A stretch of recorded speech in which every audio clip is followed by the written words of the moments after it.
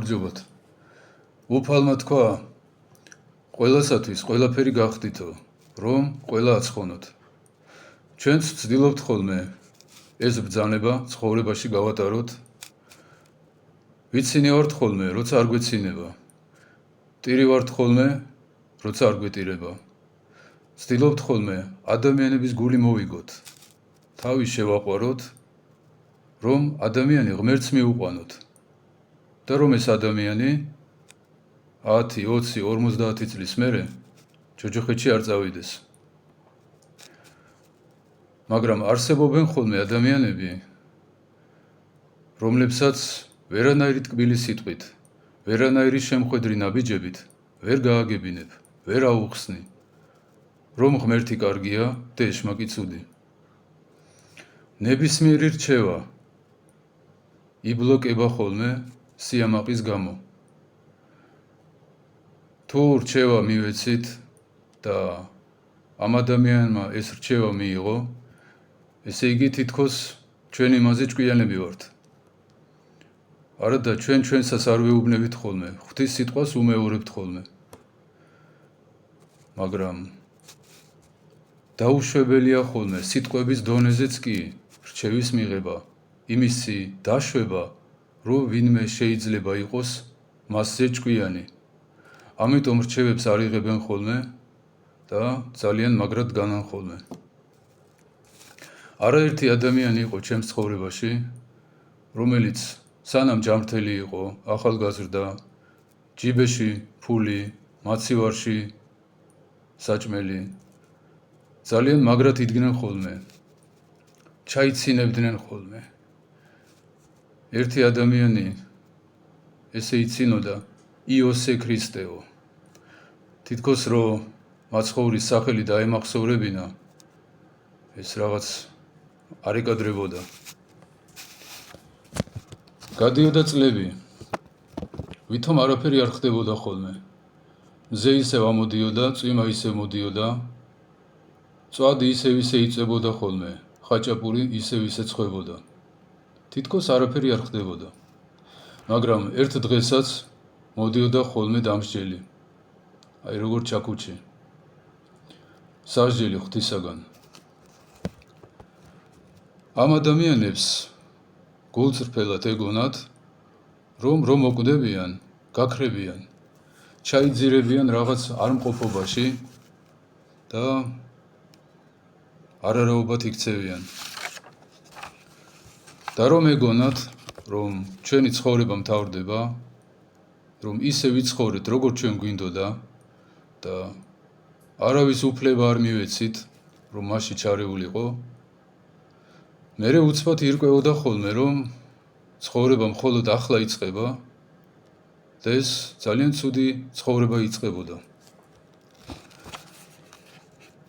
რაღაც უხილავი ბარიერი, რომელიც სულთა სამყაროს მატერიისგან ყოფს, კრებოდა, ხილული და უხილავი ერთიანდებოდა და ადამიანები შეხებაში მოდიოდნენ იმასთან, რისი არსებობაც მანამდე ვერ წარმოედგინათ. არათუ შეხება, არამედ ხედავდნენ და ესმოდათ ის, რაც არასოდეს არ ენახათ და არასოდეს არ გაეგოთ.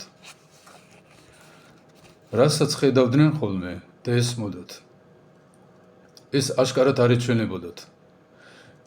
იმიტომ რომ შეუძლებელია ჰალუცინაციით, ეს არის ფანტაზია, მიიღო რაიმე კონკრეტული ინფორმაცია. მაგალითად, ვინ მოვა და როდის, რას მოიტანს, რას იტყვის, ან მაგალითად, სად არის სახლში დამალული ოქროს ბეჭედი. ასეთი რამის გაგება, ამ ინფორმაციის მოპოვება ჰალუცინაციით უბრალოდ შეუძლებელია.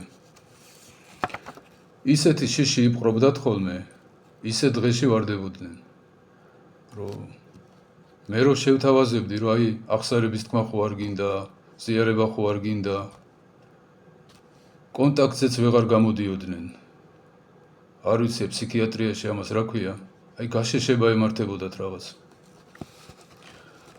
სული სიმტკიცე, მრისხანე და რაღაც ესეთი გოროზი მზერა, სადღაც კრებოდა ხოლმე და რჩებოდა გატეხილი შეშინებული, აცრემლებული ადამიანი ერთადერთი თხოვნით, რომ მიშველეთ, დამეხმარეთ, ვიღაცები მოდიან, ცემენ, მირტყავენ, დამცინიან, სადღაცა მივყავარ.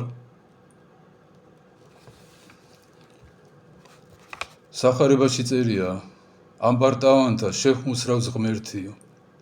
შემუსრავს, ეს ძველი ქართული სიტყვა, ჩვენს დროში ეს ნიშნავს დაამტრევს, დალეწავს. აი ესე იმტრეოდნენ ხოლმე ამაყი ადამიანები ჯერ კიდევ გარდაცვალებამდე, შინაგანად.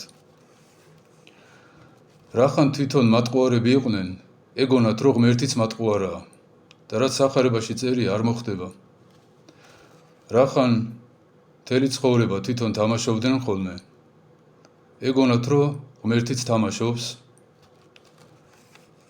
და ეთამაშება. მაგრამ ბოლოს ირკვეოდა, რომ ღმერთი არც თამაშობს და არც იტყუება. ჩაქუჩის ენა ყველას ესმის, ყველას, ადამიანსაც და ეშმაკსაც. ამიტომ სანამ ეს დრო მოსულა, სანამ ჩვენი დრო ამოწურულა, სანამ ღმერთი სიყვარულით მოგვიწოდებს, სადაც გვეპყრობა როგორც მამა შვილებს.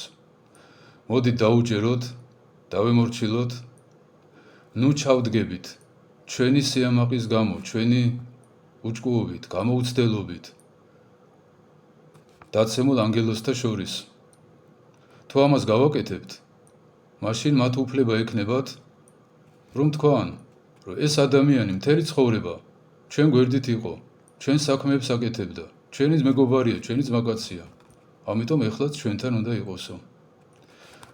დაუჯეროთ ღმერთს, ნუ დაველოდებით ჩაქუჩის მოსვლას და მაშინ სასუფეველი გველოდება. ღმერთმა გაგახაროთ.